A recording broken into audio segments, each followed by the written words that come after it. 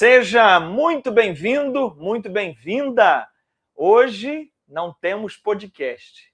Hoje é um programa especial que vamos adiantar o conteúdo do nosso novo curso de teologia, Maria Sem Exageros. Eu decidi fazer esta aula, que eu estou chamando de aula zero do nosso curso, é uma aula inaugural, e ela está entrando no ar na hora do nosso tradicional podcast.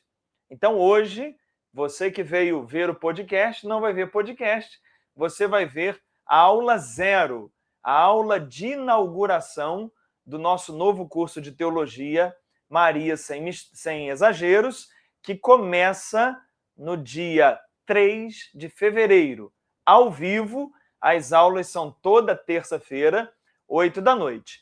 Hoje é uma degustação. Hoje é uma apresentação de como funciona a nossa aula, de como funciona o nosso curso, porque pode ser que você ainda esteja em dúvida se vai se inscrever ou não no nosso curso de teologia. Então eu espero que, ao ver essa aula, você tome a sua decisão. Ou decida não se inscrever mesmo, ou decida se inscrever e participar com a gente dessa nova turma, que, repito, as aulas ao vivo dessa turma começam no dia 3 de fevereiro, às 8 da noite. É toda terça-feira as aulas da teologia. As aulas do curso bíblico seguem normalmente às segundas. A gente vai retornar dia 2 de fevereiro, com Atos dos Apóstolos, nos cursos bíblicos. No curso da teologia, vai ser dia 3, com esse curso aqui, que aula zero começa agora, Maria Sem Exageros. E para me acompanhar nessa jornada, quem é que vem? Ele vem! Tiago Souza. Boa noite, Tiago. Boa noite, Carlos. Boa noite, galera. Sejam muito bem-vindos a essa aula zero para dar o pontapé inicial aí a esse novo curso da teologia, que eu estou bem expectante, estou bem animado para aprender muitas coisas legais nesse novo curso.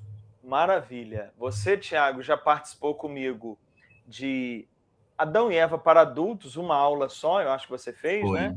Mas depois você pegou para valer Abraão para adultos, Moisés para adultos, depois foi de São Miguel a Satanás, e agora Sim. Maria Sem Exagero. Exato. Tem alguma expectativa para esse curso? Tenho muitas expectativas, principalmente para a gente poder, como posso dizer, da mesma forma que a gente aprende a ler o Antigo Testamento com um contexto histórico aqui na teologia, também entender essa devoção à Nossa Senhora, a Maria, sem exageros, como o próprio título do curso diz. Então, saber qual é o papel da Maria, de Nossa Senhora, de Maria na história da salvação, é muito importante. E entender qual é o nosso papel também quando a gente vai ter a devoção a ela também é muito importante. Até porque muitos dos nossos irmãos protestantes descem a lenha na gente por causa dos exageros. E durante esse nosso curso aqui, nós vamos detectar alguns, se não vários, exageros de fato. Tá bom? Então vamos começar, vamos fazer a nossa oração inicial, a oração tradicional aqui do nosso canal Católicos Querem Saber, para iniciarmos a nossa caminhada. Nós estamos reunidos em nome do Pai, do Filho e do Espírito Santo. Amém. Amém. Só que agora entrou a oração.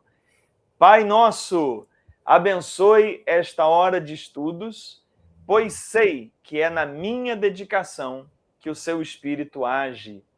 Quero te adorar não somente com o coração e o sentimento, mas com o cérebro e o entendimento, pois sou um católico que quer saber. Saber de um catolicismo sem fanatismo, na simplicidade do Evangelho de Jesus. Saber de uma fé madura, embasada em fatos, e não um amontoado de superstições.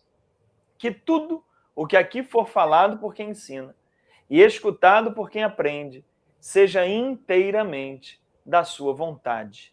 e que eu possa ouvir a sua palavra, aumentar a minha fé e amar o Senhor no meu irmão. Nós estamos aqui reunidos em nome do Pai e do Filho e do Espírito Santo. Amém. Amém. Tiago, Oi. qual que é o texto bíblico, na sua opinião, que mais fala acerca de Nossa Senhora? Que mais demonstra o papel dela, a intercessão dela? Qual é? Bodas de Caná. Ah, eu sabia. Eu sabia.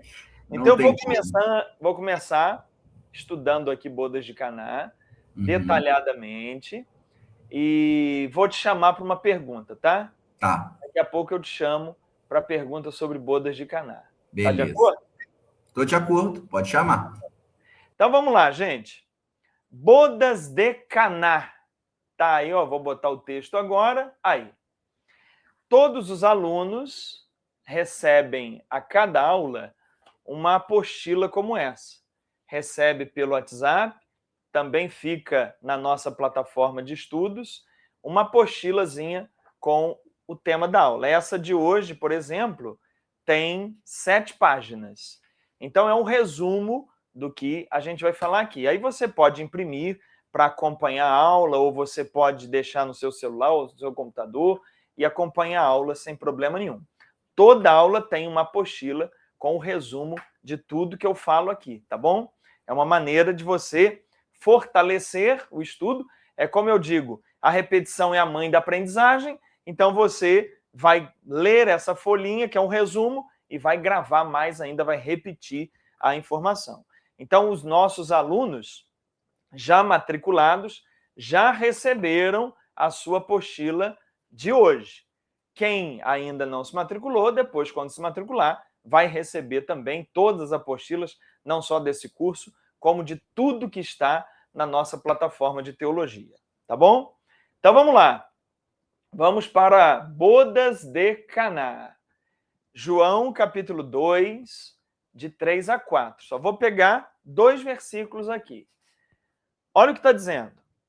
Faltando o vinho, a mãe de Jesus disse-lhe: não tem vinho.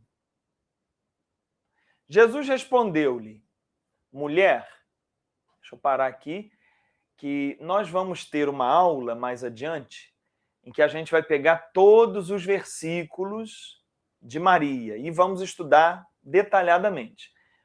Nós vamos voltar nesse aí, mais para frente do curso, para entender esse modo de Jesus tratar a mãe dele de mulher.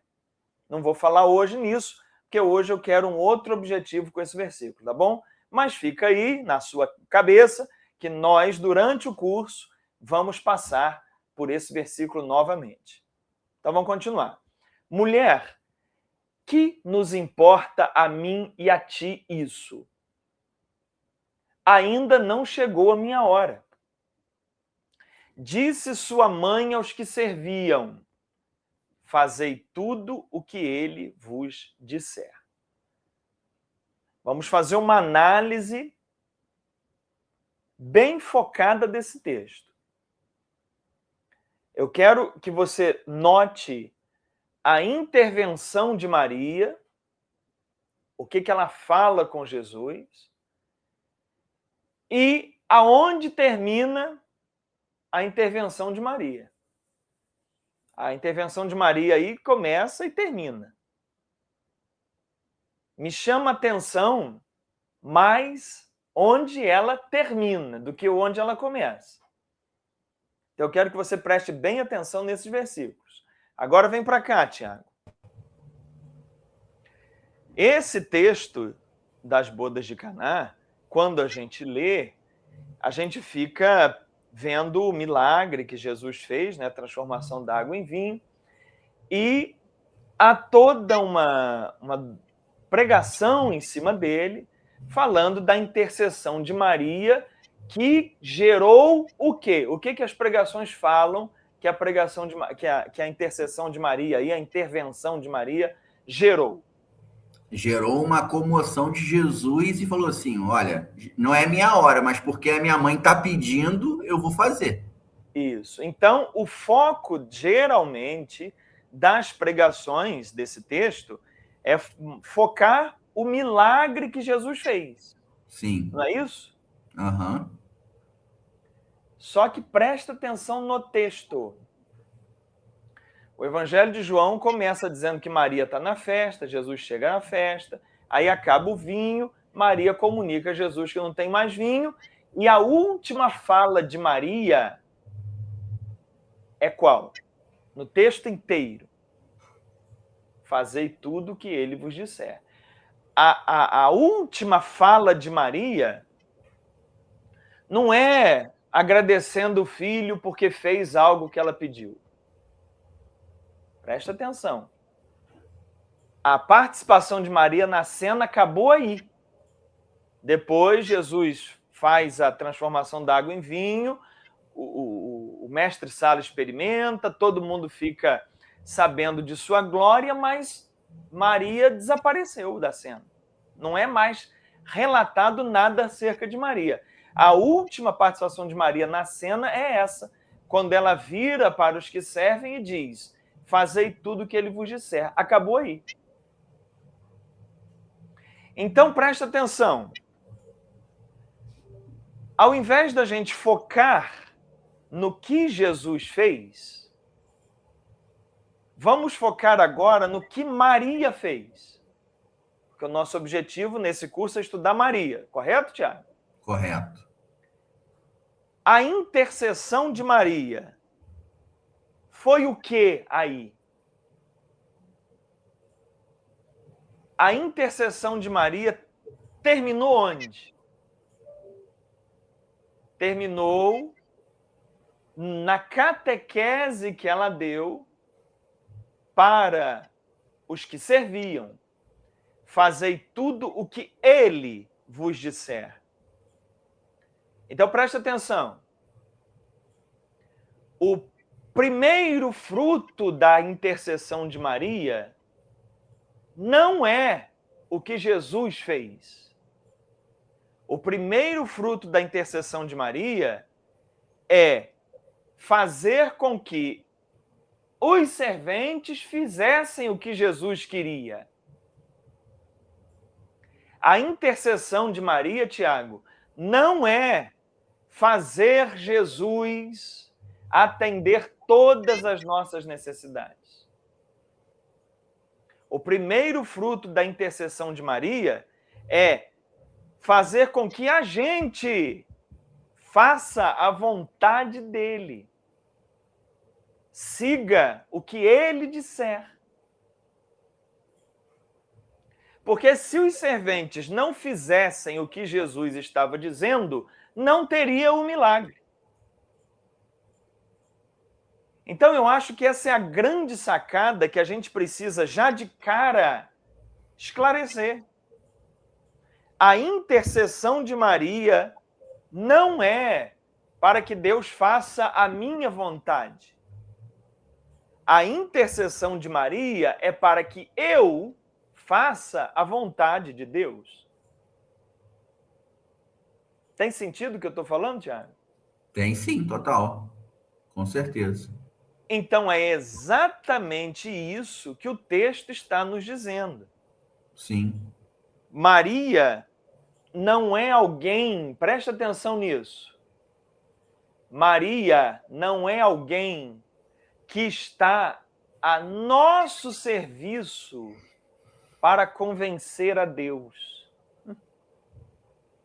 Maria é alguém que está a serviço de Deus para me convencer.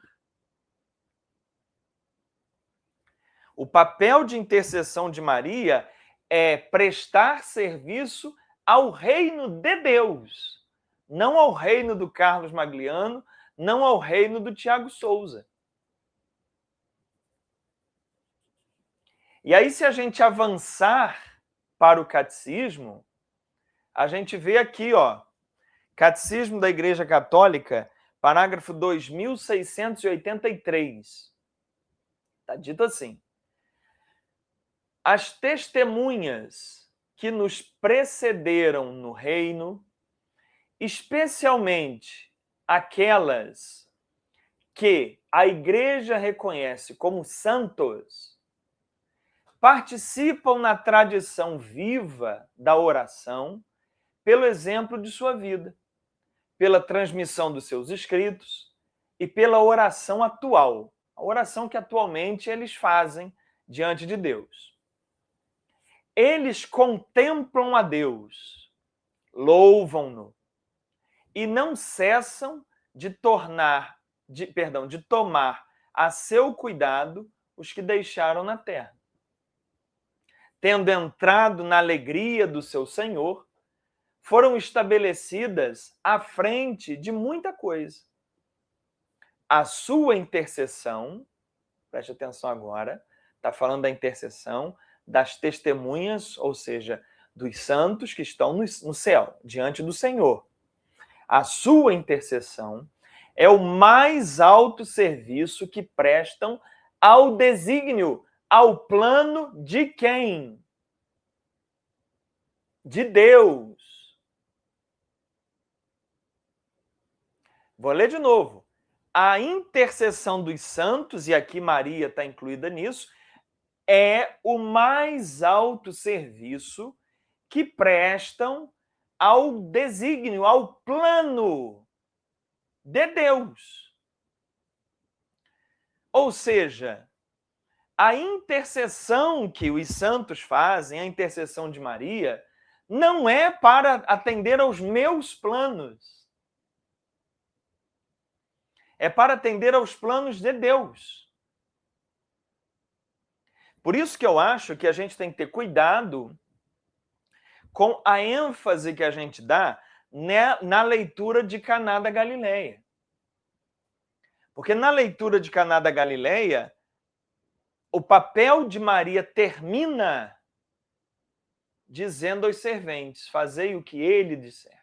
Ou seja, o papel de Maria é nos convencer a fazer a vontade dele, a fazer o que ele diz.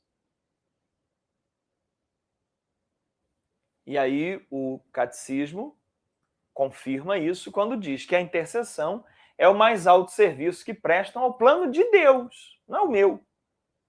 E aí o catecismo termina: podemos e devemos pedir aos santos, pedir a Maria, que intercedam por nós e por todo mundo. Agora, o que você vai pedir? Você vai pedir sempre, em primeiro lugar, que Maria te dê a graça de ser como ela, de dizer sim como ela, de fazer o que ele disser como ela fez. Só é possível ser devoto de Maria se você a imita na prática daquilo que Deus pede a você, na prática daquilo que é ouvir e fazer o que ele me disser. Então, você quer encarar Maria sem exagero? Começa por aqui. Entendendo que eu só posso ser devoto de Maria se eu faço como Maria. E se eu faço o que Maria pede, fazei o que ele disser. Essa é a grande intercessão de Maria. A mediação de Maria, ela estar no meio. Mediação quer dizer estar no meio, né? A mediação de Maria não é dizer para Deus o que ele precisa fazer para nós. Não. A grande mediação de Maria é o contrário. É dizer para nós como devemos acolher a vontade de Deus. Tá claro, Tiago? Tá claro, e eu tenho uma dúvida. Você pode colocar o texto novamente, por favor? O texto de João. Caná? Ou do catecismo? De Caná. Porque as pessoas que colocam, né, esse critério que a gente vai pedir a Maria, a Nossa Senhora, para que Jesus realize o milagre, pega muito nessa parte aqui, ó. Mulher, no que nos importa a mim é isso. Ainda não chegou a minha hora. É essa parte que eles pegam muito, dizendo: olha, Jesus disse que não era a hora dele, mas porque a mãe dele pediu, ele está fazendo. Então, eles atribuem essa passagem a tudo. Ah, eu vou pedir a Nossa Senhora a cura de alguém. Então, Jesus vai atender por causa de uma promessa, Jesus vai atender por causa de uma devoção que eu fiz, algo do tipo. Não sei se você, no decorrer da aula, vai explicar sobre isso, mas já adiantando a pergunta, porque justamente é essa frase: não é minha hora, mas porque minha mãe está pedindo, eu faço. Faz sentido isso ou não? Nós vamos, como eu disse, voltar nesse versículo mais à frente. Mas já adiantando, Tiago, Jesus disse assim para os seus discípulos: tudo o que pedirdes em meu nome, eu o farei. Jesus disse isso para os discípulos usarem o nome dele diretamente.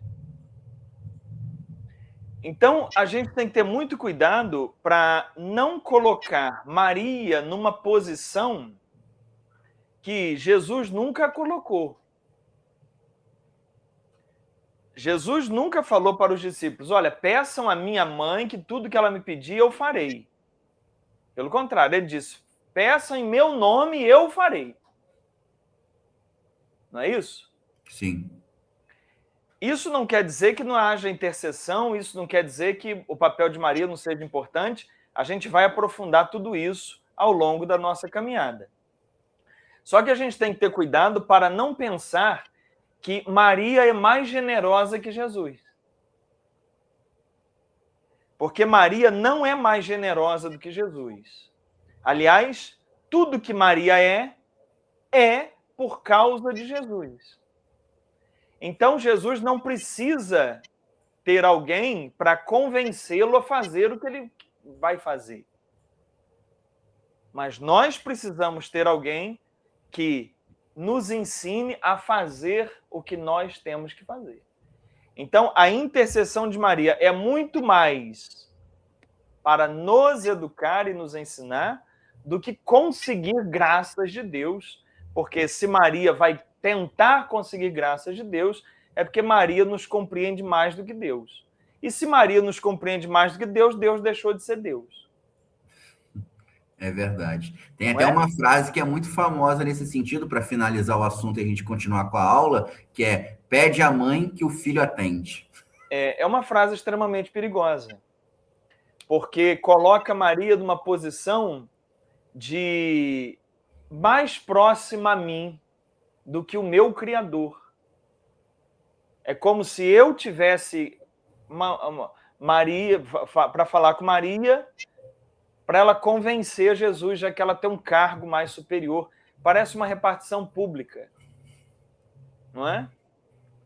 E, na verdade, o que Jesus ensinou é: o Pai sabe de tudo que vocês precisam antes que vocês peçam. Então, o Pai, para saber o que eu preciso, não preciso nem rezar. Quanto mais ficar pedindo alguém para falar com ele por mim.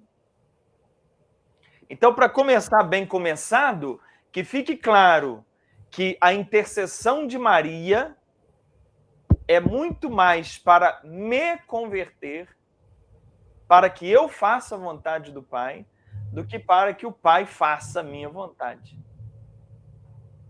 Tem que ter cuidado com esses exageros. Certo. Show, Thiago? Show. Tudo bem. Então, nós vamos continuar aqui. Uhum. Vamos falar agora um pouco sobre os títulos de Maria. Certo. A gente, ao longo do curso, vai estudar os 4 dogmas de Maria, que são esses aí: Imaculada Conceição, Virgindade Perpétua, Maternidade Divina, Assunção Corporal aos Céus. O que é cada dogma desse? Imaculada Conceição: Maria foi concebida sem o pecado original. Maria não teve pecado original e não pecou. A virgindade perpétua é que Maria concebeu Jesus virginalmente e permaneceu virgem durante e após o parto. Maternidade divina: Maria é mãe de Deus. E a assunção corporal aos céus, Maria foi levada aos céus de corpo e alma ao final de sua caminhada terrestre. Esses 4 títulos, Tiago, chamam-se dogmas. O que é um dogma? É uma definição oficial da Igreja que decreta de uma vez por todas algo obrigatório a todos os católicos. Ponto. Então, eu posso ser católico sem acreditar na Imaculada Conceição? Não posso. Porque isso é um dogma de fé. É uma definição oficial do magistério da Igreja. Ponto. Sobre Maria, a Igreja até hoje fez esses 4 dogmas, essas 4 definições oficiais. Agora, recentemente, e esse é o tema principal da aula de hoje, o Papa Leão XIV emitiu uma nota doutrinal, não ele diretamente, né, mas sob a aprovação dele, o Dicastério para a Doutrina da Fé emitiu, e é claro, no governo dele, então a gente fala Papa Leão XIV, uma nota doutrinal fazendo uma orientação aos católicos para que deixassem de usar 2 títulos, corredentora e medianeira de todas as graças. Isso foi no dia 4 de novembro de 2025, isso deu um bafafá danado. Só a postagem que eu fiz no Instagram, eu fiz uma postagemzinha no Instagram sobre isso, deu 1 milhão de visualizações. Só essa postagemzinha aí deu muito o que falar. Então eu quero entrar nisso, porque o nosso curso tem o objetivo de tratar Maria sem exageros. E essa nota do Vaticano tem também esse objetivo, de retirar da Igreja exageros acerca da devoção a Maria. Então, vamos trabalhar esses 2 títulos que o Vaticano recomendou não utilizar. Esses são os 2 títulos, corredentora e medianeira de todas as graças. Você já ouviu esses títulos, Tiago? Já ouviu gente se referindo a Maria assim? Sim, várias vezes. Então vamos lá, o que é corredentora? A palavra redentora, tem a ver com redenção, com salvação. A gente tem no Rio de Janeiro o Cristo Redentor, né? É o Cristo Salvador. Olha isso, Tiago. No século X, entrou em uso o termo redentora. Começaram a chamar Maria de redentora, salvadora. Mais tarde, ele sofreu um ajuste e no século XV passou a ser corredentora, que vem do latim cum redimire, redimir com. A ideia é que Maria é redentora, salvadora ao lado de Jesus. Você já viu uma missa concelebrada? Sim, mais de um padre. Tem vários padres celebrando. Seria algo assim. A salvação, ela nos foi dada em Jesus e em Maria. Maria é uma corredentora. É uma redentora, uma salvadora junto com Jesus. Isso é o que estritamente o termo está se referindo. Sim. É complicado. Sim. Mas já a gente volta nisso. Tá. Vamos falar agora da medianeira de todas as graças. Inclusive, eu já usei esse título aí algumas vezes. Medianeira? Aham. De todas as graças? Aham. Hoje não mais, claro, né? Depois da nota do Vaticano, não mais, mas era algo que eu particularmente acreditava também. Olha só, esse título expressa a concepção segundo a qual todas as graças concedidas por Deus à humanidade chegariam aos fiéis por meio da mediação de Maria. Não como causa da graça, não é Maria que causa a graça, mas como um instrumento querido por Deus para chegar até nós a graça. Chama-se economia da salvação, né? Para chegar até nós a graça. Tudo bem. Veja, um título diz que Maria é salvadora junto com Jesus. É algo que, por exemplo, diante do Evangelho, não tem menor fundamento. No Novo Testamento, fundamento zero. Na tradição da igreja, nada. Então, é um título bem ousado. Medianeira de todas as graças, onde que está o problema? No todas as graças. Porque você dizer que todas as graças... O que é a graça de Deus? É tudo que Deus lhe dá. Tudo é gratuito. Todas as graças, ou seja, tudo que Deus dá à humanidade passa por Maria. Alguém pode dizer assim, sim, mas Maria foi o canal por onde veio a maior de todas as graças. Graça sobre graça vem por ele, Cristo. Então, ela é o canal da graça que gera todas as graças. Tá certo. Mas, e antes de Maria?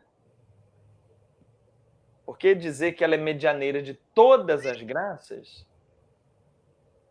Você pode gerar uma confusão de entendimento muito grande aí. Porque você atribui todas as graças passando por Maria, e a graça que ela recebeu veio por ela? Porque ela é cheia de graça. Ela recebeu a graça.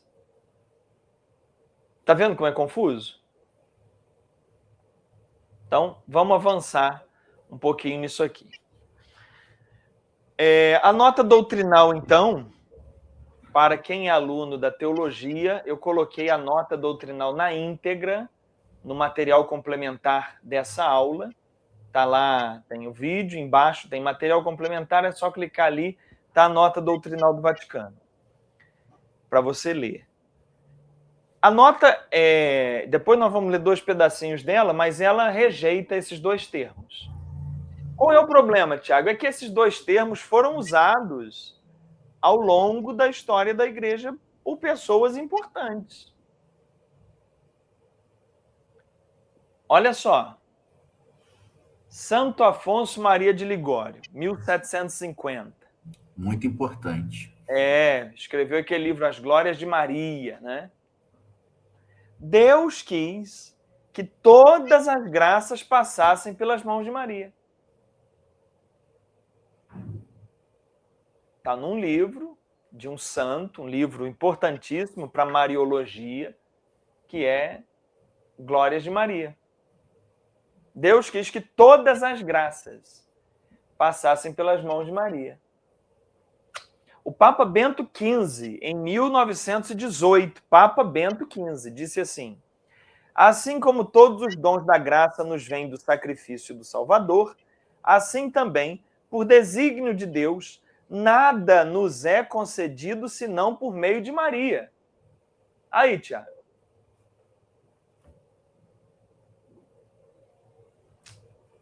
Vamos ver mais um.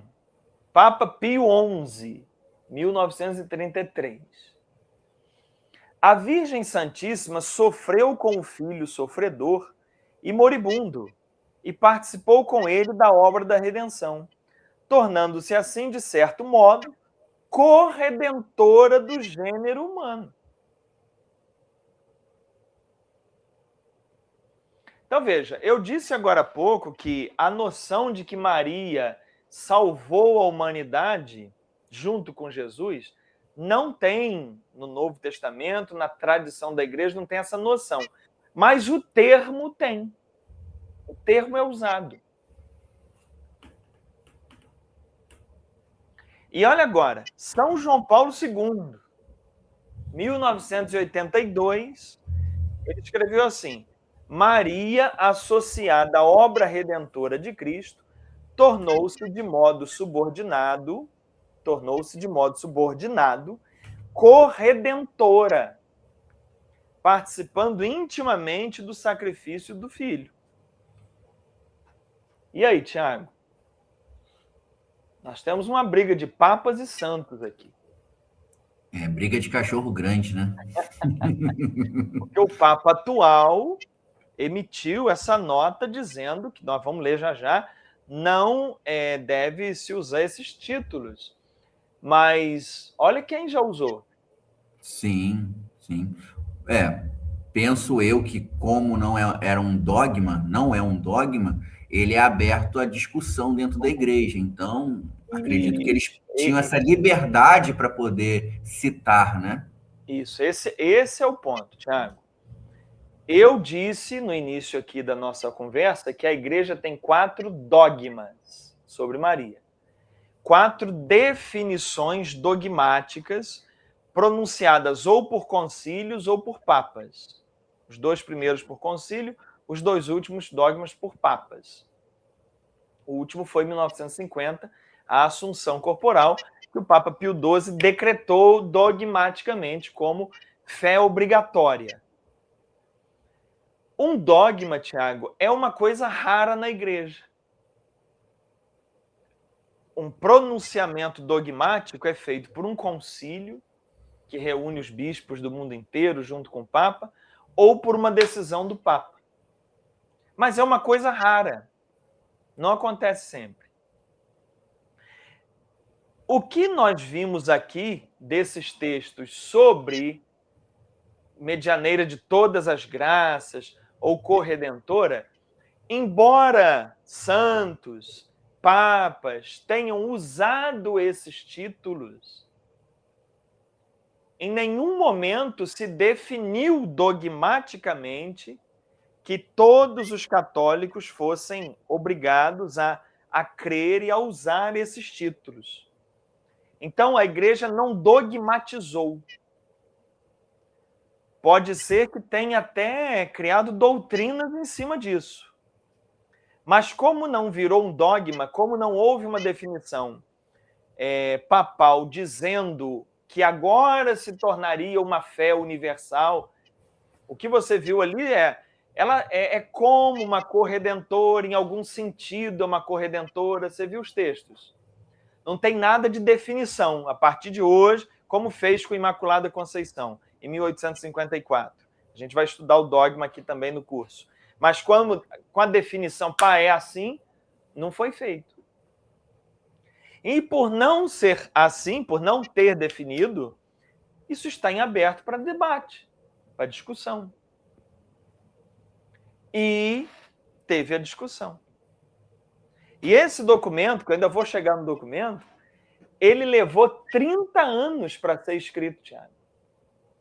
Esse documento emitido agora, em 4 de novembro de 2025, ele não fala, o Papa acordou e falou, sabe de uma coisa? Esse negócio de corredentor, eu não aceito isso não, vou cortar isso.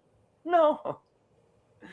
Isso é uma discussão que o Vaticano está tendo, porque o Vaticano tem vamos dizer, comparar, uma prefeitura que cuida da doutrina da igreja.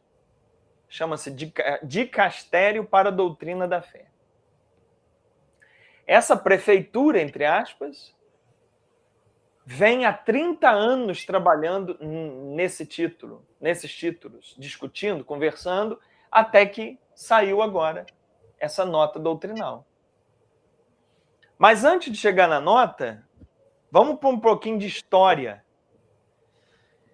Embora os títulos corredentora e medianeira de todas as graças não tenham sido dogmatizados em nenhum momento, mas usados de forma devocional, de forma espiritualizada, mas nunca virou um dogma obrigatório, embora isso não tenha acontecido, teve muita tentativa para que isso fosse feito. Então, vamos percorrer um pouquinho a história para a gente ver, ao longo do tempo, o que foi acontecendo. Então, olha só que interessante. Vamos lá para 1904 até 1914. Nesse período, se valorizou muito, vou ler como está ali, valorização da cooperação de Maria na salvação em clima de renovação da piedade mariana. Lá em 1900 e pouquinho, estava tendo uma onda de renovação da fé em Maria. E aí, qual é a proposta daquele período? É o quadrinho do meio. Pedidos episcopais de bispos, pedindo ao Papa para reconhecer Maria como medianeira, reconhecer de forma dogmática, criar um novo dogma sobre Maria. Aí a decisão foi a seguinte: devoção foi incentivada por Pio X, que era o Papa na época, mas sem definição dogmática. O Pio X falou: olha, vocês podem rezar para Maria, usar esse termo medianeira de forma devocional, espiritualizada, mas não vou botar como um dogma obrigatório para toda a igreja. Aí agora vamos para a próxima data. Quadrinho de baixo, primeiro quadrinho de baixo. 1918. Qual era o contexto dessa época? Contexto pastoral da Primeira Guerra Mundial com linguagem de consolo. Então havia ali a guerra e a necessidade de consolar pessoas. Qual que era a proposta, então, nesse período? O uso do termo quase corredentrix, quase corredentora, alguma coisa assim, uma corredentora abaixo do Redentor, mas quase uma corredentora, né? Em documento pontifício. O Vaticano fez um documento na época usando esse termo. Mas veja, embora fosse um documento do Vaticano, não era um dogma, era um documento do Vaticano.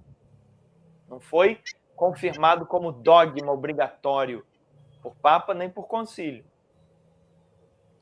E aí a decisão foi uso não dogmático sem processo formal. Não teve um processo para a criação de um dogma. Só foi um uso do termo.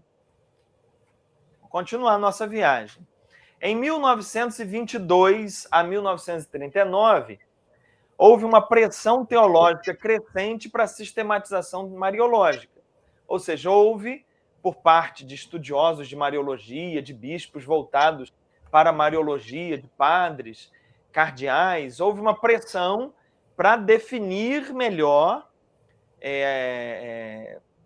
sistematização, né? Organização da mariologia, do ensino da mariologia, dos conceitos mariológicos.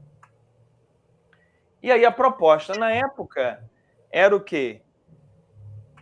Movimentos internacionais pedem definição de corredentor e medianeira. Aí, ó, Tiago. Nesse período, houve um movimento organizado para que o Vaticano oficializasse corredentor e medianeira como dogma.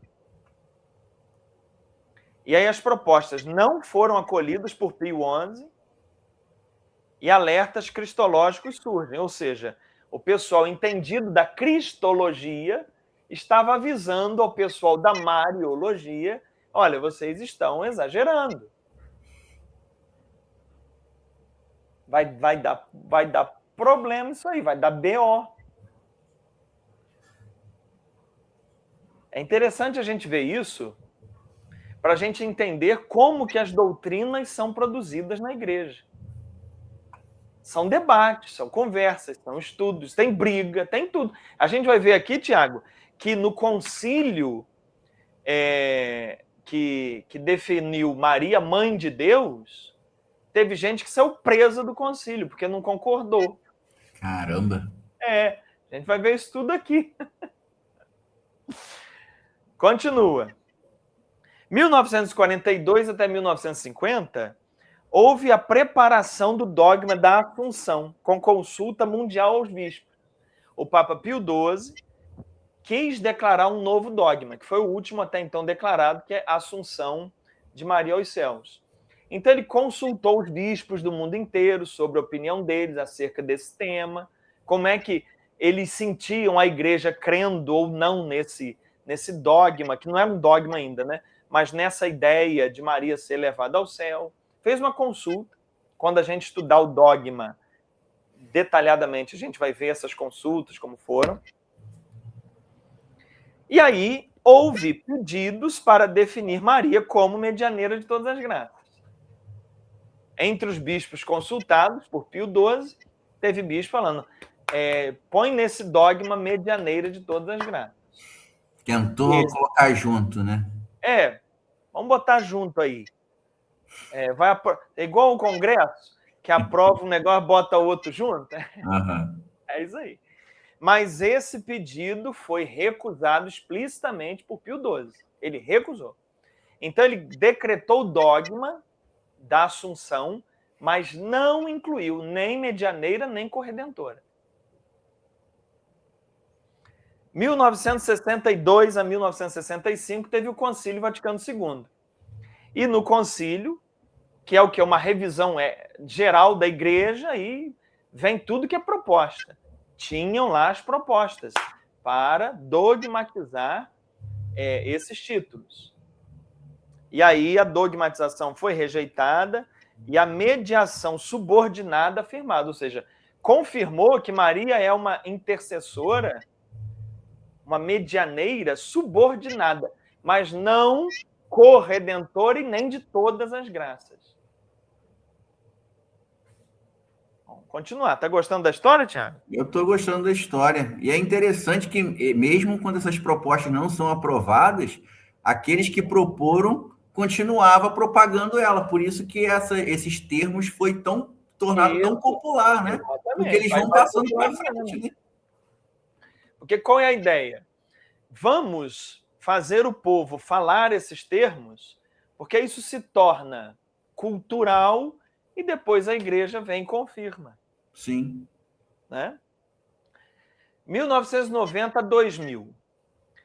Campanhas populares internacionais com milhões de assinaturas, Thiago. Abaixo-assinado. Abaixo-assinado.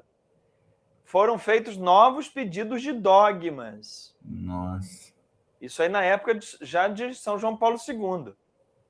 Nenhum processo aberto, os pareceres negativos. Não passou isso no Vaticano. Se tem uma coisa que não funciona na igreja, é abaixo-assinado. É a maior bobagem fazer isso. De 2019 a 2021, aí teve uma ênfase na igreja de pastoral, de cuidar das pessoas pastoralmente, e muito focada em Cristo, no Evangelho. Esse período foi Francisco. A doutrina do Papa Francisco era muito essa, pastoral, cuidar das pessoas, né? E aí houve essa rejeição do título corredentora, Maria, serva do Redentor, e aí o Papa Francisco encerrou a questão de forma prática. Pena que eu não botei o nome do Papa Francisco aí, ó. Depois vocês acrescentam nesse quadrinho aí, de 2019, 2021, foi o Papa Francisco que encerrou de forma prática a questão. Ele rejeitou o título corredentora e ele disse, Maria não é corredentora, ela é serva. E aí, em 2025, vem a nota doutrinal do Vaticano, que é essa, do dia 4 de novembro de 2025. Após 30 anos de debates teológicos, houve uma recomendação para não fazer uso dos títulos de corredentor e medianeiro de todas as graças.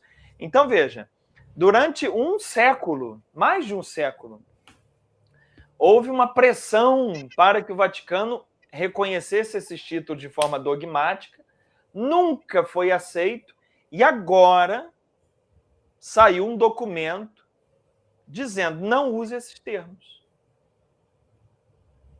E aí agora eu quero dar uma lida no documento, na parte que fala de corredentora e na parte que fala de medianeira. Posso ler? Pode. A nota doutrinal número 22. Levando em consideração a necessidade de explicar o papel subordinado de Maria a Cristo na obra da redenção, é sempre, olha isso, é sempre inoportuno o uso do título de corredentora para definir a cooperação de Maria. Foi bem claro, né?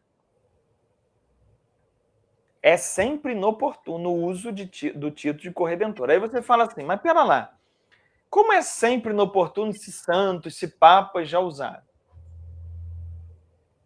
Porque daqui para frente se torna inoportuno. Porque se viu que esse uso pode levar as pessoas a colocarem Maria no papel que ela não tem. E como não é um dogma da igreja, nunca foi, então a partir de agora a igreja orienta para não usar mais. Ah, mas um papa está corrigindo outro papa, isso não existe? Existe. Porque o papa, no tempo em que ele falou, não serve para o tempo de hoje. Aquele uso lá não foi um dogma, não é uma doutrina dogmática da igreja, é um uso piedoso, é um uso espiritual do título. Hoje não cai mais bem. O que o Vaticano chegou à conclusão é que gera exageros acerca de Maria. Sim. Este título corre o risco de obscurecer a única mediação salvífica de Cristo. E, portanto, pode gerar confusão e desequilíbrio na harmonia das verdades da fé cristã, pois não há salvação em nenhum outro, pois não há debaixo do céu qualquer outro nome dado aos homens que nos possa salvar. Atos 4,14. Quando, olha, achei fantástico isso aqui. Quando uma expressão requer muitas e constantes explicações, para evitar que se desvie de um significado correto, não presta um bom serviço à fé do povo de Deus e torna-se inconveniente. Ou seja, tem que explicar muito. Um título, corredentora, e toda hora a gente tem que explicar o que significa, porque ela não é junto com Jesus, é corredentora, mas não é junto, ela é abaixo. Se tem que explicar toda hora, porque não é bom. Não é? Sim, sim. Então, tá bom, temos até aqui. É o que a nota doutrinal, no parágrafo 22, fala sobre esse título. Só um comentário breve. Comentário breve. Por mais que esses outros papas tenham citado, né, essa corredentora, medianeira, mas eles mesmos não definiram como dogma. Então, eles citaram, mas também deixaram passar. Citou de forma devocional, não de uma forma obrigatória. Sim. Porque quem está chegando na teologia, depois pode assistir a aula número 1 de São Miguel a Satanás, onde a gente explica lá a diferença entre devoção, dogma e doutrina. É importante entender isso. Devoção é algo popular, não obrigatório. A doutrina já é um desenvolvimento racional em cima de alguma coisa. Agora, o dogma é uma definição absoluta sem discussão. Nunca corredentora e medianeira de todas as graças se tornou um dogma. Tá? Por isso permite essa discussão. Agora vamos falar da nota doutrinal 67, no parágrafo 67. Vamos ver. Alguns títulos, como, por exemplo, o de medianeira de todas as graças, têm limites que não facilitam a correta compreensão do lugar único de Maria. Com efeito, ela, Maria, a primeira redimida, não pode ter sido medianeira da graça que ela mesma recebeu. Entendeu? Então, Maria foi a primeira a ser salva. A primeira a ser redimida pela graça de Deus. Mas a graça que Maria recebeu é dela também? Passou por ela? Como é isso? Ela recebeu a graça por ela mesma? Não. Então, ela não pode ser medianeira de todas as graças. Isso gera confusão. Este não é um pormenor de pequena importância, porque manifesta algo central, que também nela, em Maria, o dom da graça a precede, ou seja, A graça de Deus vem antes de Maria. Então, ela não pode ser medianeira de todas as graças. Procedendo da iniciativa absolutamente gratuita da Trindade, em atenção aos méritos de Cristo. Não tem nada a ver com Maria, a graça que ela mesma recebeu. Então, ela não pode mediar a graça que ela mesma recebeu. Tá claro, Tiago? Tá sim. Você está entendendo, Tiago? Eu estou entendendo. Se o Tiago está entendendo, todo mundo entende, né, Tiago? Com certeza. Então, vamos lá. A parte vermelha ali, o segundo grifo. Ela, como todos nós, não mereceu a justificação por alguma ação sua precedente, porém nem mesmo por uma ação posterior. Também para Maria, a sua amizade com Deus pela graça será sempre gratuita. O que o documento está batendo? Que a relação de Maria com Deus, tudo que ela recebeu de Deus é graça, é gratuito, porque Deus quis. Não foi Maria que teve atitudes que agora Deus está retribuindo com graças. Senão não é graça, graça é de graça. Então Maria nunca fez nada para merecer a graça. E a graça existe antes dela existir. Logo, Maria não pode ser medianeira de todas as graças. Beleza, Tiago? Beleza. Agora eu tenho um problema para você resolver. E mais um. Esse documento é de 2005. Sim. Eu vou agora 25. abrir o catecismo, que é de... Oi? É 25, né? Eu falei o quê? 2005. E como é? 2025. E o que eu disse? Vamos para o catecismo. Vamos para o catecismo. É 2025. O catecismo é de 1993. Uhum. Olha o que o catecismo diz. Vamos lá. Parágrafo 969. Esta maternidade de Maria na economia da graça, economia da graça quer dizer no plano da graça de Deus, tá? Perdura sem interrupção, desde o consentimento que fielmente deu na anunciação e manteve inabalável, que manteve inabalável junto da cruz, até a consumação perpétua de todos os eleitos. Ou seja, desde que Maria recebeu a anunciação até o fim, Maria foi fiel.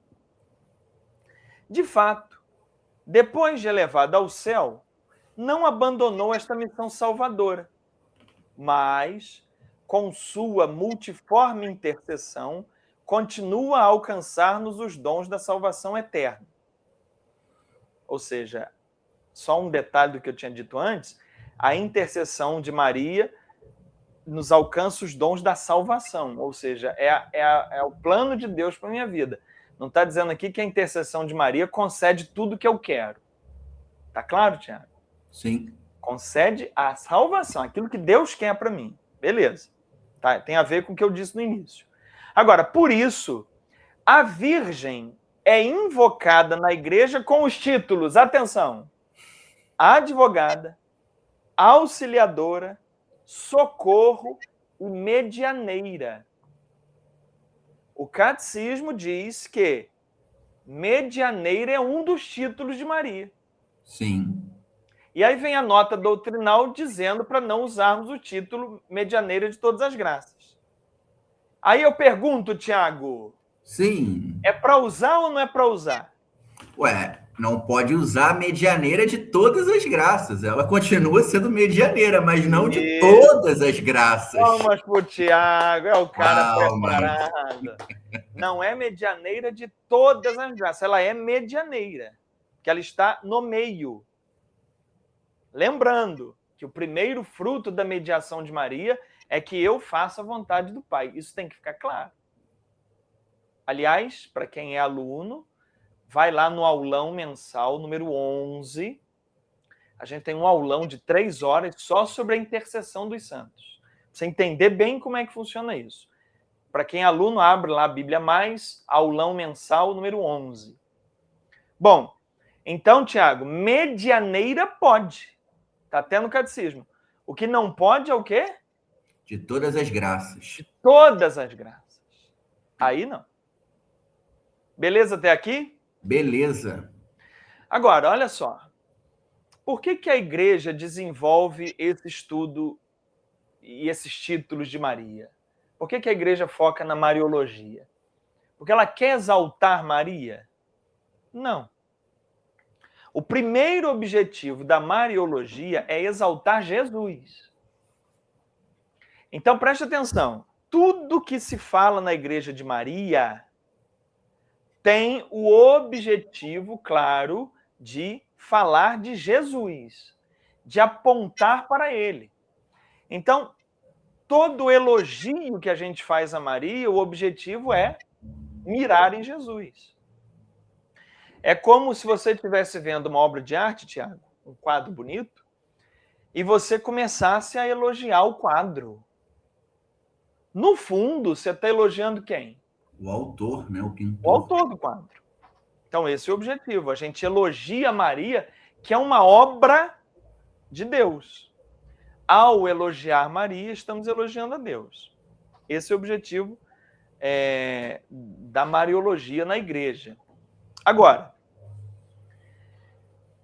os protestantes têm receio disso. Qual que é o receio deles? De que, ao exaltar Maria, esteja tirando o lugar que só pertence a Jesus. Isso é o que a igreja faz? Não. Mas a gente viu que determinados grupos na igreja, por boa vontade, por boa devoção, não estou aqui discutindo e fazendo juízo do valor de ninguém, mas podem cair nesse erro, sim. Dependendo do título que usam, da maneira como falam, do que falam a respeito de Maria, podem sim estar caindo no erro de colocar Maria num patamar mais elevado do que ela é, do que ela tem. Muito bom. E qual é o erro comum?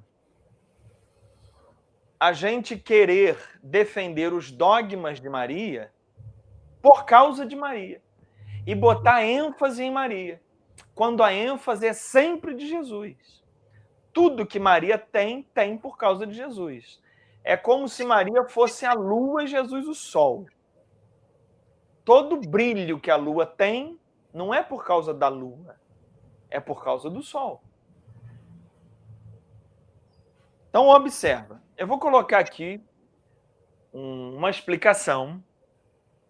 Depois, Thiago, você vai me dizer se você já ouviu essa explicação. Tá. Vamos lá. Maria é Imaculada Conceição, ou seja, foi preservada do pecado original, não teve pecado, por causa de Jesus. Se Jesus habitasse num corpo em pecado, como seria ele mesmo alguém sem pecado? Maria, sendo pecadora, transmitiria o pecado a Jesus. Então, essa é uma explicação que eu já ouvi bastante gente fazendo. E eu quero saber, Tiago, onde está o erro?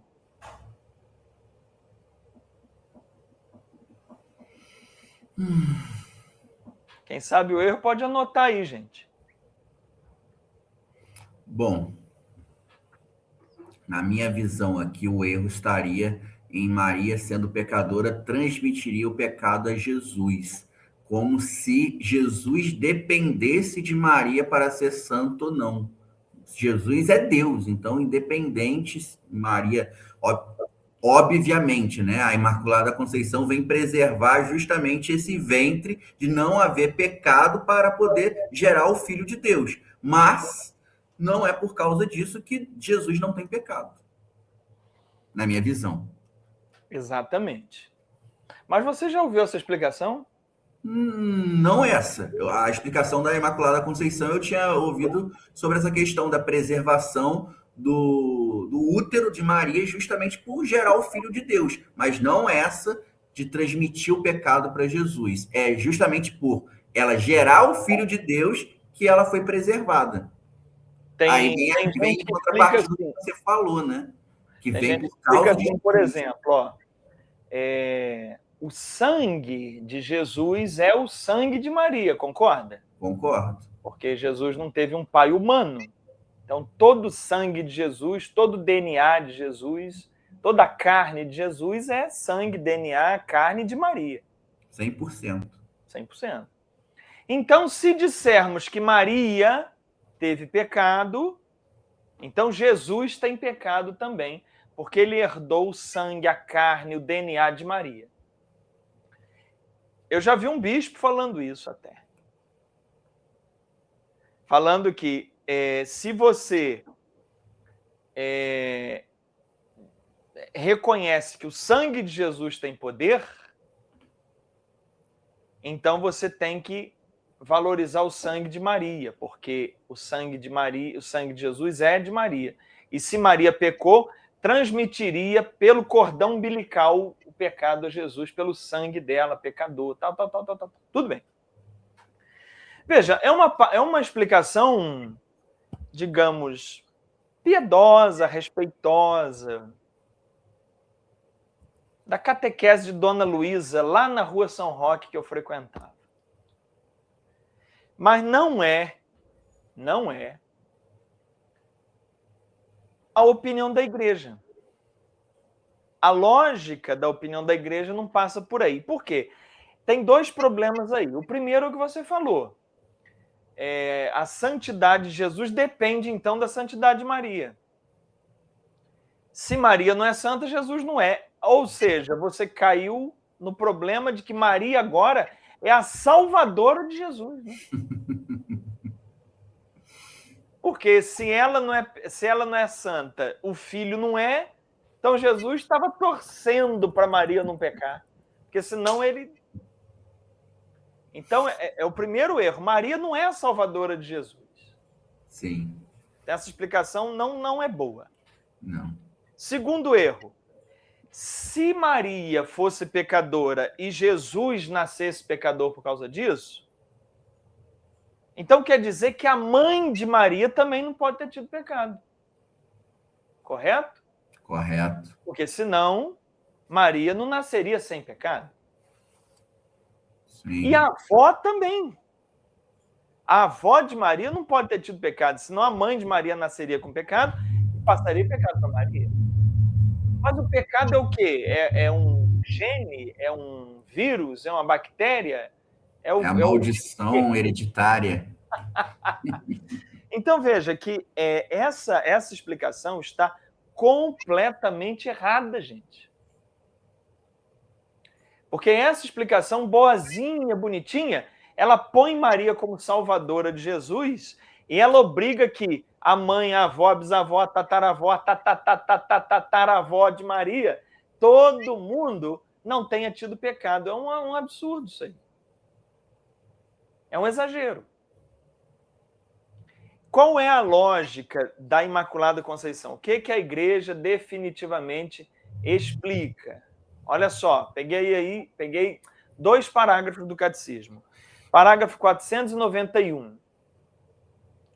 Ao longo dos séculos, a igreja tomou consciência de que Maria, cumulada de graça por Deus, foi redimida, foi salva, desde a sua concepção. É o que confessa o dogma da Imaculada Conceição, proclamado em 1854 pelo Papa Pio IX. A Beatíssima Virgem Maria foi preservada imune de toda mancha do pecado original no primeiro instante de sua concepção, por singular graça e privilégio de Deus Onipotente em vista dos méritos de Jesus Cristo, em vista da obra de Jesus Cristo, Salvador do gênero humano. Ponto. Não tem nada a ver, Tiago, com por causa de Jesus, para que ele fosse preservado, para que ele não fosse contaminado. Nada.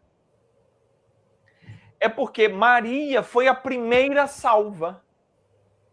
Maria foi o primeiro fruto da salvação. Aplicou-se a ela de modo antecipado aquilo que vamos todos receber depois. Por um privilégio de Deus. Mas não tem a ver com não contaminar Jesus.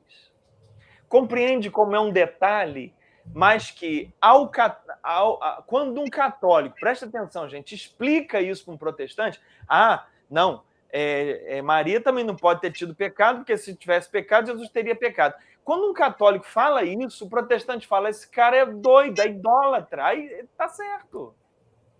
Tá vendo onde está o exagero, Tiago? O exagero está aí. Aí, Catecismo 492. Esse esplendor de uma santidade inteiramente singular, da qual Maria é enriquecida desde o primeiro instante de sua concepção, vem-lhe totalmente de Cristo. Ela é redimida de modo mais sublime em atenção aos méritos de seu filho. Ou seja, em vista da obra de Jesus, dos méritos de Jesus, da obra dele, Maria foi redimida de um modo mais sublime. E tudo vem de Cristo. Está vendo ali o início? Vem totalmente de Cristo. Não é que Cristo é santo porque Maria foi santa, é o contrário. Maria é santa porque o Filho é santo. E jamais o Filho deixaria de ser santo caso ela não fosse santa. Não tem nada a ver. Não é de Maria para Jesus, é de Jesus para Maria. Então, veja que em 1h15, o quanto de exagero a gente já tratou aqui, hein, Tiago? Meu amigo. E essa é a aula número 0.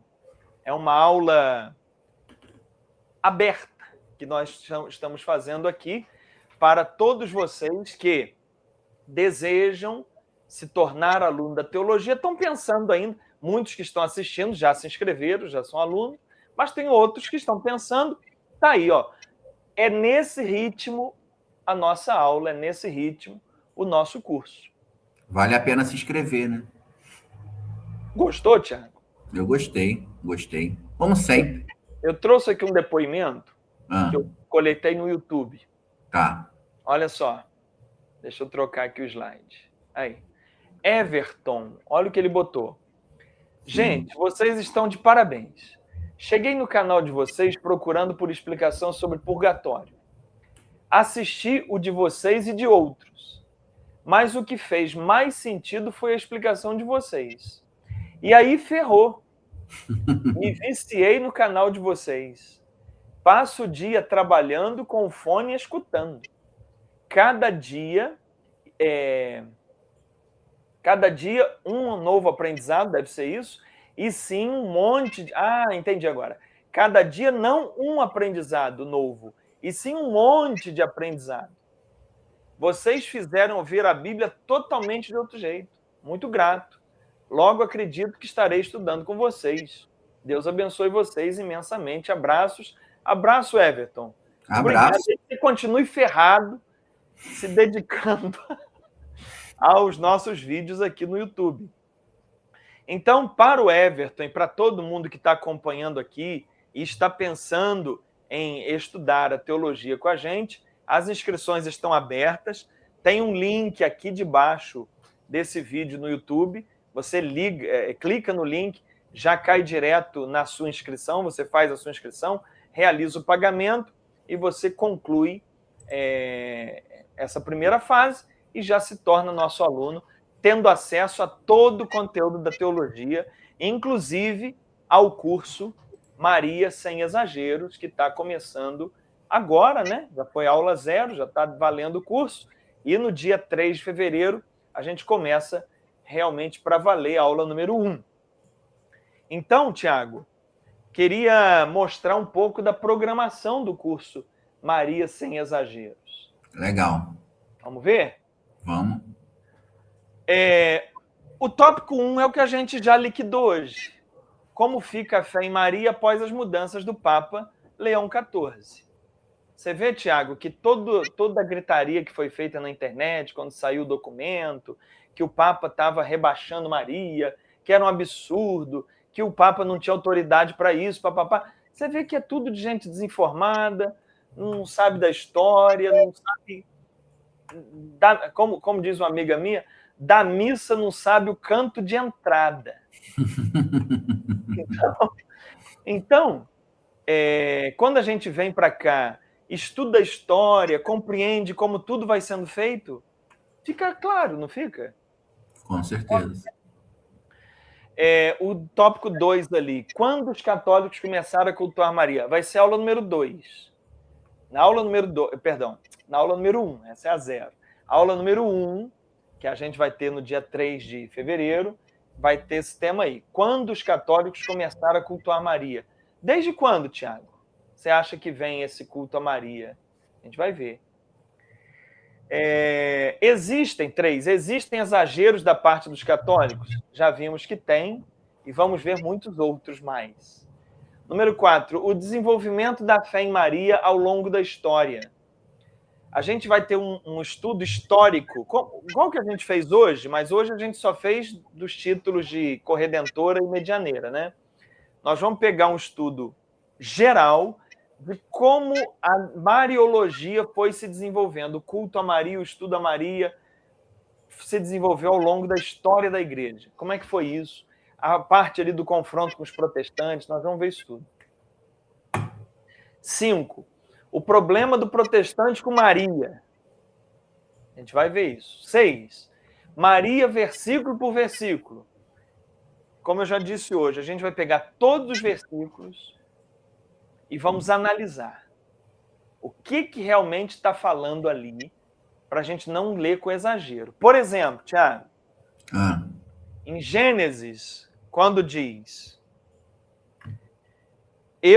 Deus falando com a serpente, porém inimizade entre ti e a mulher, entre a tua descendência e a dela, e ela lhe esmagará a cabeça, e tu lhe ferirás com calcanhar. Não tem isso? Tem. Isso está se referindo a quem? Quem vai esmagar a cabeça da serpente? Vamos descobrir. Mas geralmente se diz que é quem? Maria, né? Mas eu vou mostrar que o texto não fala que é uma mulher que vai ferir a serpente, é um homem. Uhum. A gente vai ver isso lá. Tá. Aí mexe com muita coisa, porque, por exemplo, Nossa Senhora das Graças parece pisando na serpente. Vamos ajeitar tudo, vai devagar aí, gente.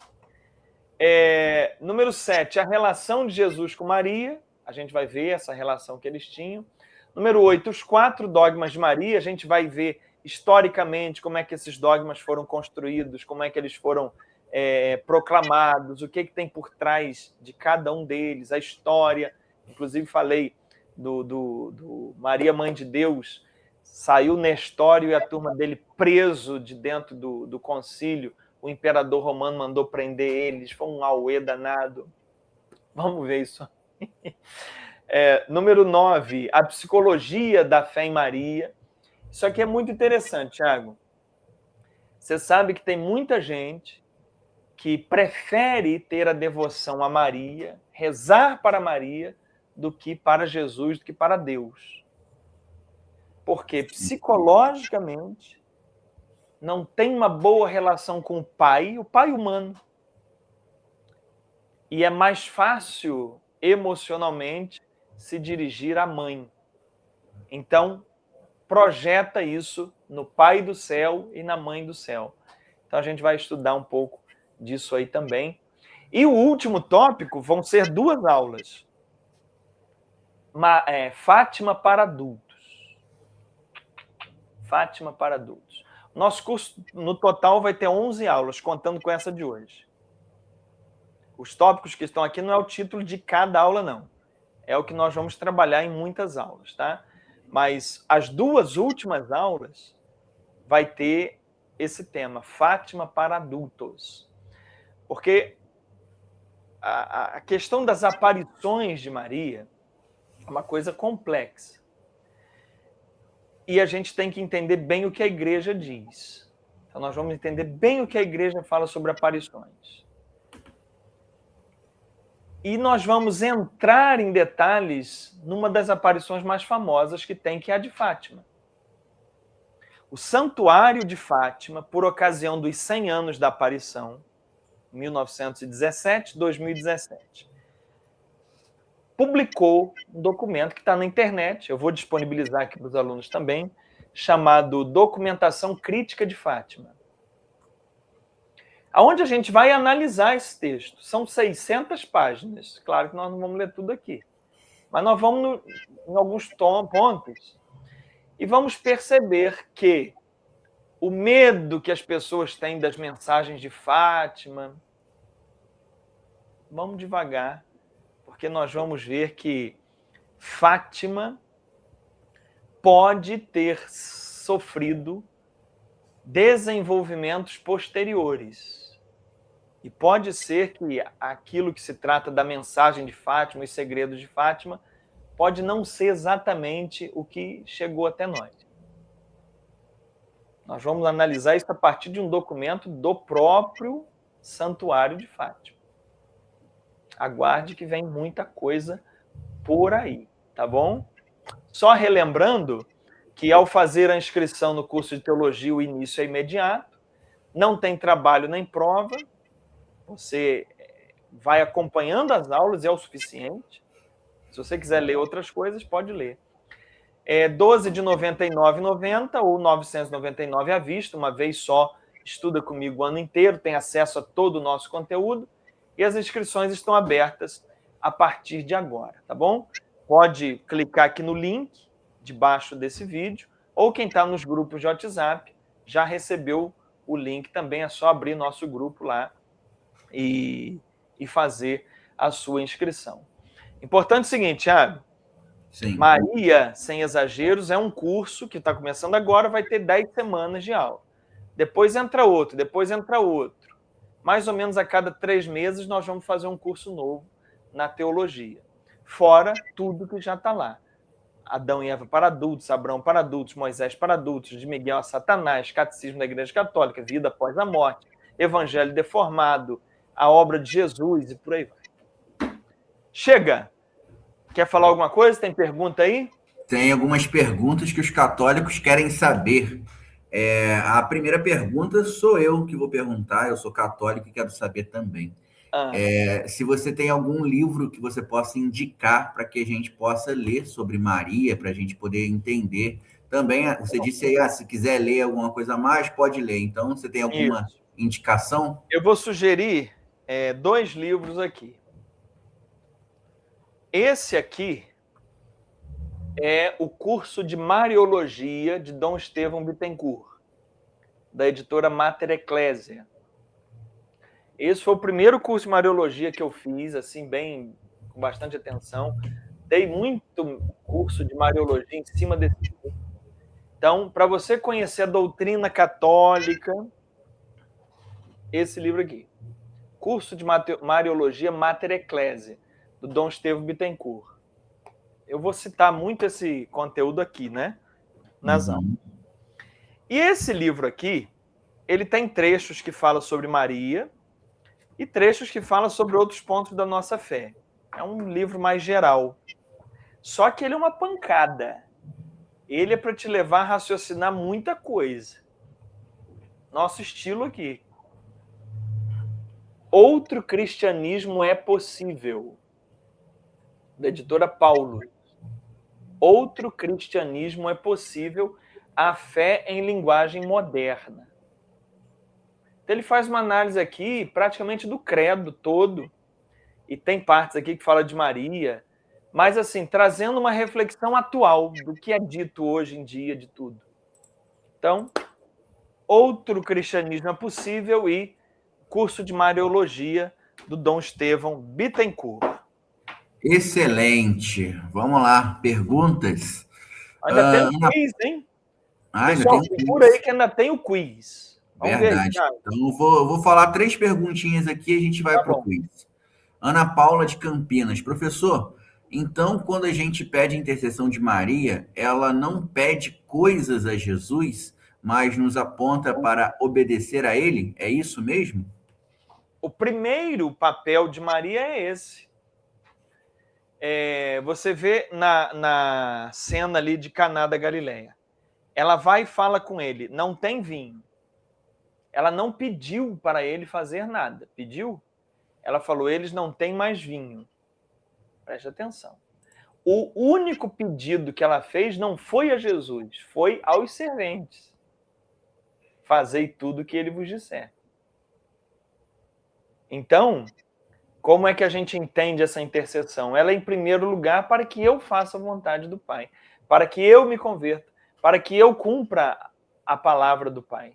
Não é para que o Pai faça alguma coisa por mim. Até porque, como Jesus diz em Mateus 6,8, o Pai sabe tudo o que você precisa antes que você peça. Então, você não pode imaginar Maria como uma garota de recado, onde você fala, ela vai lá, dá o recado, e Deus a atende porque é mãe dele. Calma. Não vamos pensar nessa relação como uma relação de autoridade por causa de cargos ou de parentescos.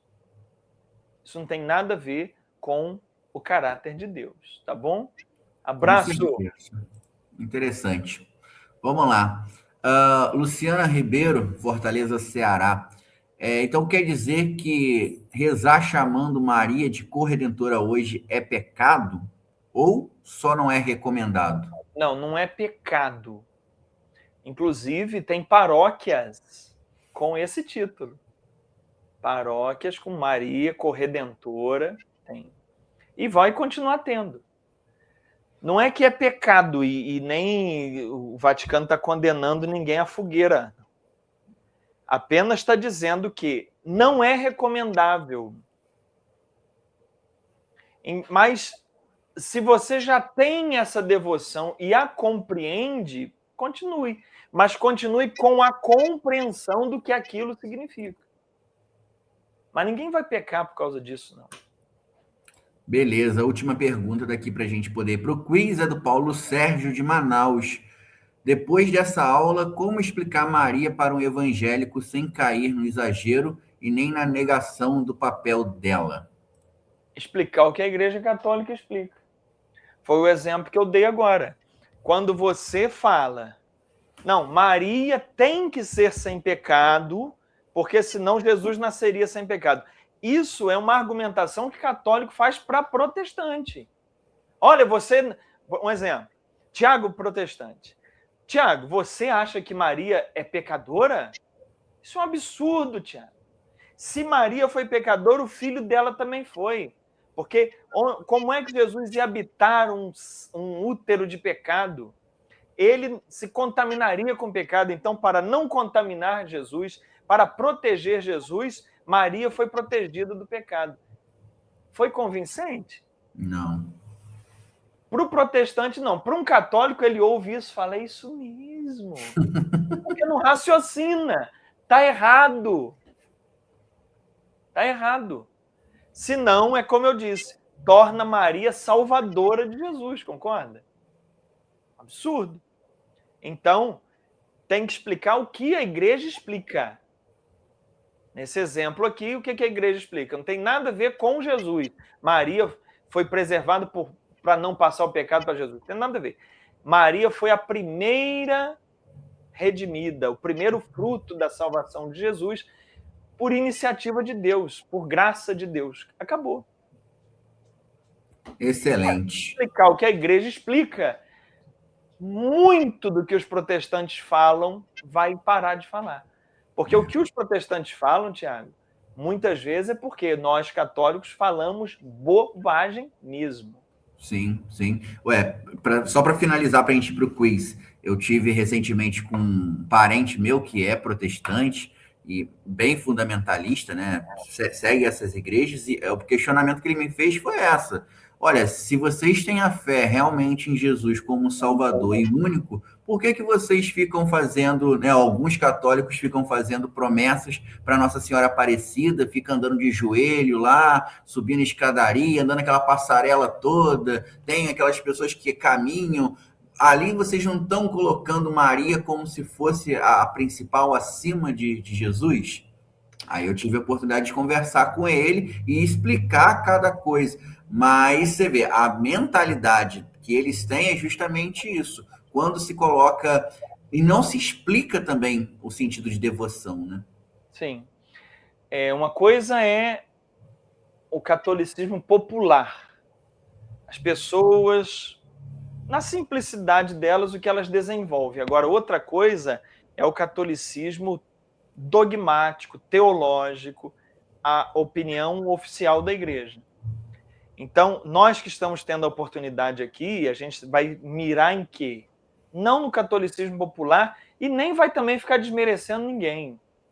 Mas nós vamos aqui perseguir a opinião da igreja, lendo atentamente os documentos.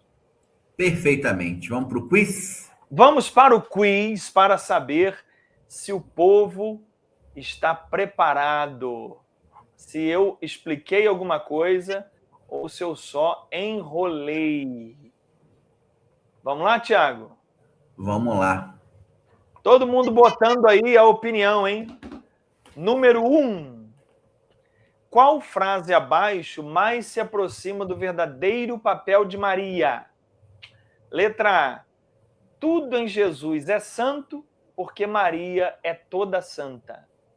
Letra B. O primeiro fruto da intercessão de Maria é a nossa prática da vontade de Deus. Letra C. Nossa salvação passa por Jesus, assim como também por sua Mãe Santíssima. Letra D. Maria é imaculada em sua concepção, pois Jesus não poderia ser tocado pelo pecado. Sabe essa, Tiago? Sei. Qual que você joga? Letra B. Letra B? O primeiro fruto da intercessão de Maria é a nossa prática da vontade de Deus. E é interessante que na letra D, Jesus não poderia ser tocado pelo pecado. O mais que foi tocado em Jesus na vida dele foi pecador, né? Tocava em pecador o tempo todo. Né? Muito bem. Letra B. Palmas para o Tiago. Número 2, Tiago, vai você também. Tá, vamos lá. Qual foi o Papa que fechou de forma prática a questão sobre o título de corredentora? João Paulo II, São João Paulo II, Bento XVI, Francisco Leão XIV.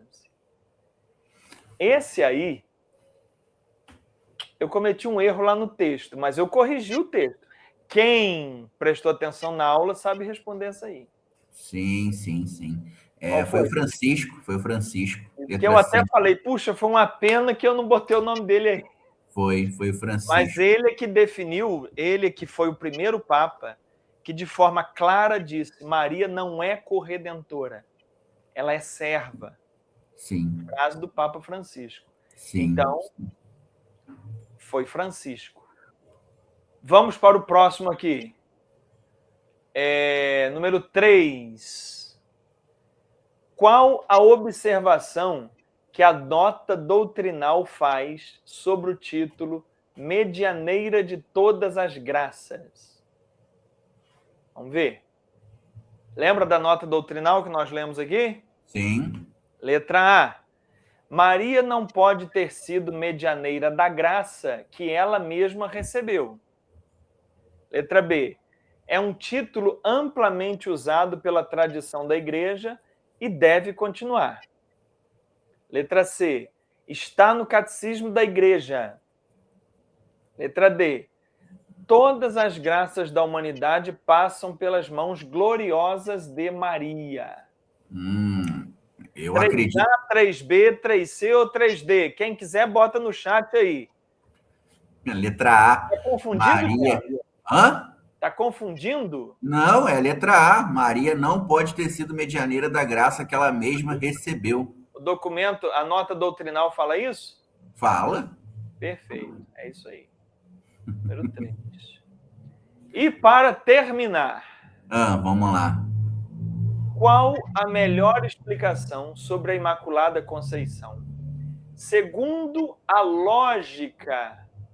Opa, saiu aí não? Voltou. Voltou, né? Tá. Então, Aham. vamos de novo. Qual a melhor explicação sobre a Imaculada Conceição segundo a lógica dos documentos papais? Ah, Letra A. Maria é o primeiro fruto da redenção de seu filho. Letra B. A santidade de Maria é a garantia da santidade de Jesus. Letra C. O sangue de Jesus é poderoso porque recebeu seu sangue da Virgem Imaculada. Letra D. Sem Maria não haveria Jesus. Qual a melhor explicação sobre a Imaculada Conceição segundo a lógica dos documentos papais? letra A, Maria é o primeiro fruto da redenção de seu filho. Muito bem. O resto é só exagero de devoção mariana, né? Certo. Muito bem. Vou apertar aqui em responder. Aí você acertou todas as questões. Muito bem. Muito bem, Eu muito bem. fiquei atento à aula. Você é um espetáculo, Thiago. Você, eu não sei, não tenho nem palavras. Não tenho nem palavras para me expressar. Conhece essa música? Não. Não é possível? Você não é da Renovação Carismática? Eu sou. Mas você era também? Não, eu nunca pertenci ao movimento, mas já fui a grupos de oração. Ah, sim. Conheci o Perales em Nova Friburgo. Você conheceu o Perales? Não conheci. Tinha um grupo de oração enorme. Ele ainda é vivo? Não? Você nem sabe quem é, né? Não. Bom, gente, encerramos aqui. Hoje, Thiago, não tivemos podcast. Não. Hoje foi uma programação especial para apresentar o nosso curso de Mariologia. Gostou da aula 0? Gostei, muito bom. As próximas prometem. Vai vir muita coisa boa aí. E a aula número 1, essa é a 0, a aula número 1 é quando que os católicos começaram a venerar Maria.